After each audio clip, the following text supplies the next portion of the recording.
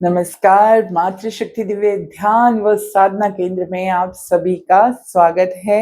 आशा करते हैं आप सभी स्वस्थ होंगे, मंत्रों का जाप करते होंगे, ध्यान करते होंगे व अपनी उन्नति की ओर आप बढ़ रहे होंगे। तो जो मेरा आज का विषय है वो मैं आप लोगों के लिए स्पेशल इसलिए लेकर आई हूँ क्योंकि बहुत सारे लोगों का मुझे मैसेज आया था। आप लोग जो बता रहे हो साधना का तरीका वो हमें बताइए ताकि हम लोग भी कुछ कर सकें। हमें छोटा-सा ही ज्ञान दे दीजिए, परंतु हम शुरू करना चाहते हैं। हम बहुत दूर रहते हैं आपके धाम से, आपके साधना केंद्र से। तो मैं आज ये वीडियो उन्हीं लोगों के लिए लेकर आई हूँ।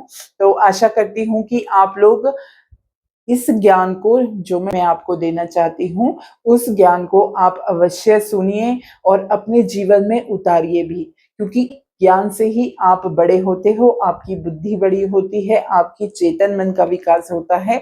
आप एक सुखी और सार्थक व सफल व्यक्ति बन सकते हो।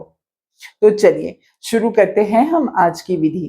आप साधना के कोई भी हिस्से को पकड़ लीजिए, या तो आप मंत्र जाप पे आ जाइए या आप नाम जाप पे आ जाइए, परंतु मैं मंत्र जाप को ही सदैव प्रोत्साहित करती हूँ कि आप मंत्र जाप कीजिए, क्योंकि मंत्र जाप करने से ही आप लोगों की एनर्जी बढ़ती है, आप लोगों का आभा मंडल बढ़ता है, क्योंकि जो मंत्र होते हैं हमारे उसमें कंपन होती है और इसी कंपन को हमने यूज करना है अपनी साधना में।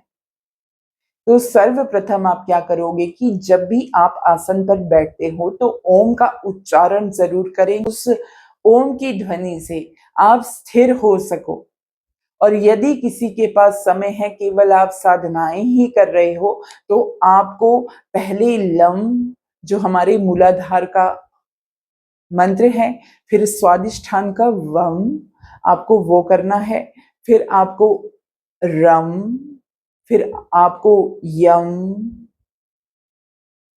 ऐसे आपको अपने सातों चक्र का मंत्र का जाप करना है। भले ही आप एक एक मिनट करो या मतलब कि तीन तीन बार इन मंत्रों को कहिए, तो किसी साधना को आरंभ कीजिए, क्योंकि इनका बैलेंस होना बहुत जरूरी है। यदि समय नहीं है तो जो इन सभी मंत्रों के लास्ट में ध्वनि निकलती है वो ओम में भी है। यदि आपकी ज्यादा समय नहीं है तो आप 2 मिनट ही सही ओम का उच्चारण पहले करें। आपको उच्चारण करना है ओम का। उसके पश्चात जब आपकी ध्वनि की लय में आपका पूरा शरीर आ जाता है, उसके बाद आप अपने किसी मंत्र को शुरू कीजिए, अपने किसी ध्यान को शुरू कीजिए, अपनी किसी साधना को शुरू कीजिए या किसी क्रिया को शुरू कीजिए। फिर आपको पूर्ण फल मिलता है इस चीज का। और एक क्वेश्चन और था किसी का कि जब भी मैं मंत्र का जाप करने बैठती हूँ मेरे मन में बहुत सारे नकारात्मक प्रश्न आते हैं। तो मैं आपको एक बात बता देती हूँ कि जब भी आप कोई भी कार्य करोगे, यदि आपकी ऊर्जा बहुत निचले स्तर में बैठी होती है, जहां पर मैंने आपको कहा मूलाधार में, तो आप में भय उत्पन्न होता है। आप में किसी भी कार्य को करने के लिए बहुत ज्यादा शंकाएं उत्पन्न होती है।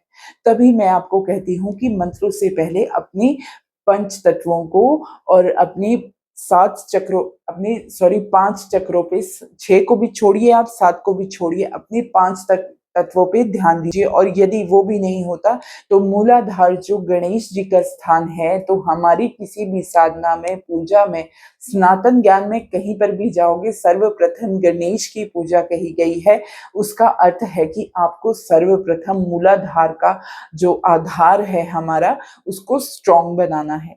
तो उसको स्ट्रॉन्ग बनाने के लिए कार्य कीजिए, ताकि आप जब चलो किसी भी चीज पे या किसी भी साधना क्षेत्र में, मंत्र जाप में, ध्यान में, तो आपको कोई भी हानि ना हो। आशीर्वाद आप पे हो गया है गणेश जी का कि आप जाइए, आप साधना कीजिए आराम से, मैं हूँ शुभता के साथ आपके साथ। तो ये आपको अथॉरिटी मिल जाती है गणेश जी की तरफ से कह लीजिए, पृथ्वी तत्व की तरफ से कह लीजिए। यदि आपके पास समय हो तो लम का आपको करना है उच्चारण पहले।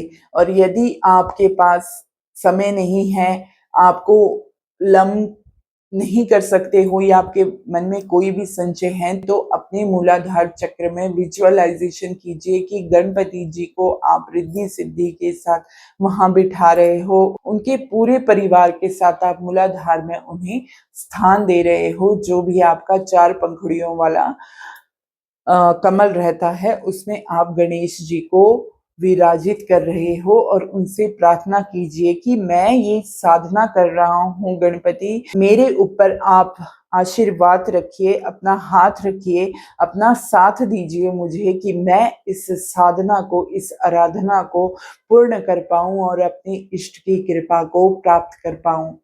ये आपको करना ही करना है क्योंकि इसके बिना कुछ हो नहीं सकता। हम लोग जो हम लोग सोचते हैं ना कि हम कोई चमत्कारिक मंत्र जाप कर लें और वो हमारे लिए कार्य करेगा, परंतु जैसा बेस बना है वैसे ही मंत्र कार्य करेंगे, वैसे ही संसार की हर चीज कार्य करती है। तो ये आपको सर्वप्रथम करना है। मैं अपनी काफी सारी वीडियोस में आपको बताती हूँ कि आप लोगों को कोई भी साधना करने से पहले, कुछ भी करने से पहले अपने मूलाधार चक्र, उसके पश्चात भी आप लोग प्रश्न पूछते हो, इसीलिए मुझे ये आंसर दोबारा से देना पड़ा आपको। तो उसके पश्चात जब आप बैठ जाते हो तो आराम से आप कोई भी साधना कर सकते हो, ये मेरी गारंटी है क्योंकि यही हमारा आधार है, यही हमारी साधनाओं का, हमारे सनातन का आधार है कि गणपति को सर्वप्रथम आपको मनाना है, आपको उनकी पूजा करनी है। अब एक प्रश्न और था, वो भी मैं आपको इसमें बता दूं, वो भी साधना से ही संबंधित है कि किसी ने ये प्रश्न पूछा था कि मेरे गुरुजी ने मुझे एक मंत्र दिया है परंतु मुझे कुछ भी अनुभव नहीं हो रहा है। देखिए, यदि आपको अनुभव नहीं हो रहा है तो वो आप ऐसे कीजिए, अपने गुरुजी से पूछिए क्योंकि आपके गुरुजी ही आपका हल कर सकते हैं। उन्होंने मंत्र दिया है, साधना की क्रिया आपको बताई है, मैं उसमें क्या बता सकती हूँ। यदि आप, हमारे जो साधक हैं उन्हें अनुभव भी होते हैं, उनको शुरू में ही अनुभव होने लग जाते हैं क्योंकि मैंने पहले आप लोगों को वीडियोस में बता रखा है कि जो हमें अनुभव होते हैं, जो नए साधक हैं, जिन्होंने कभी कुछ नहीं किया है, उनको शुरू शुरू में ही अनुभव होने लग जाते हैं, परंतु जो पुराने हो चुके हैं उनको हो सकता है कि अनुभव ना भी हो। परंतु ये नहीं है कि आपकी साधना सही रास्ते पे नहीं है। इसके लिए मैं एक विस्तृत वीडियो बनाऊंगी कि बिना किसी अनुभव के भी कैसे जाने कि आपकी साधना सही रास्ते पे चल रही है, आपका मंत्र जागृत अवस्था के लिए जा रहा है, वो जागृत होने लग रहा है। तो इन सब प्रश्नों के उत्तर मैं आपको किसी और वीडियो में दूंगी। आप हमसे ऐसे ही प्रश्न पूछते रहिए, हम आपको सभी प्रश्नों के उत्तर देंगे। और आज का वीडियो मैं यहीं पर संपन्न करना चाहूंगी। मिलते हैं कल एक नए विषय के साथ, एक नई वीडियो के साथ और एक नए ज्ञान के साथ। तब तक के लिए धन्यवाद। जय मातृ शक्ति दिव्य धाम। ओम नमः शिवाय।